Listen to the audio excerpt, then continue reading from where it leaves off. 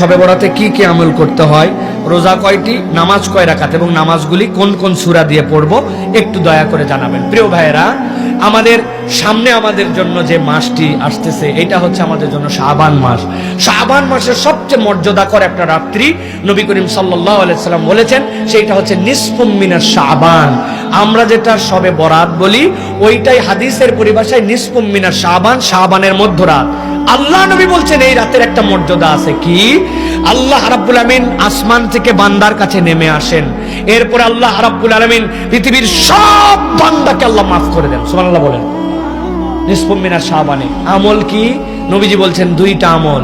একটা আমল হচ্ছে তোমার জীবনে শিরিক মুক্ত হতে হবে, 2 নম্বরে মুশাহিন, তোমার অন্তরটা বিদ্বেষ মুক্ত হবে। কিচ্ছু না, কেবল শিরিক মুক্ত, বিদ্বেষ মুক্ত। আল্লাহ এই 2 অন্তরের আমলে আল্লাহ তাকে মাফ করে দেন। এখন আমি কি কোনো আমল এক্সট্রা করব কিনা?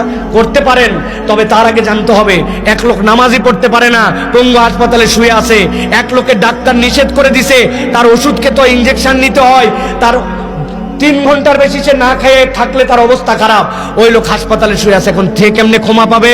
তারা যদি বলে দেয় 3টা রোজা রাখো, রাত্রেবেলা এত রাকাত নামাজ পড়ো, আল্লাহ জেনারেল করে দিলেন তোমার অন্তরের আমল এটা। অসুস্থ, সুস্থ, আধা সুস্থ, অতিরিক্ত সুস্থ, কম সুস্থ, ভালো, আকেল, সকলে তোমরা শিরিক মুক্ত হও, আর তোমরা বিদ্বেষ মুক্ত অন্তর, মুখ ভাইয়ের প্রতি বিদ্বেষ তুমুকের এই মুক্ত করো, আল্লাহ জেনারেলি তোমাকে মাফ করে দিবেন। সুবহানাল্লাহ বলেন। এইটা শবে বরাতের মূল আমল। আর 2 নম্বরে রাসূলুল্লাহ সাল্লাল্লাহু আলাইহি ওয়াসাল্লাম থেকে প্রমাণিত আছে যে আপনি চাইলে এই দিনটার মধ্যে সিয়াম পালন করবেন। এই সিয়ামটা আপনার জন্য বরকতের সিয়াম, অতএব আপনি সিয়াম পালন করবেন। রাত্রেবেলা আপনার মন চাইছে আপনার ঘরের মধ্যে অতিরিক্ত সালাত আদায় করবেন, সেটা 2 রাকাত, 4 রাকাত, 6 রাকাত, 8 রাকাত, কিন্তু এটার জন্য একবার সূরা ফাতিহা, এরপরে একবার ইন্না আতানাকাল কাউসার, 10 বারের পরে সূরা ইখলাস। এইরকম কোন তরিকা কোরআন সুন্নাহ দ্বারা প্রমাণিত নয়। অতএব এইটা আপনারা করবেন যে আপনারা সালাত আদায় করলেন, রোজা রাখলেন, আর অন্তরের এই 2টা রোগ আমার আছে কিনা এইটা মুক্ত করতে হবে। এটাই হচ্ছে আপনি যেটা শবে বরাত বলতেছেন, হাদিস যেটাকে নিসফুম মিনাশ শাবান বলতেছে, এইটার আমল।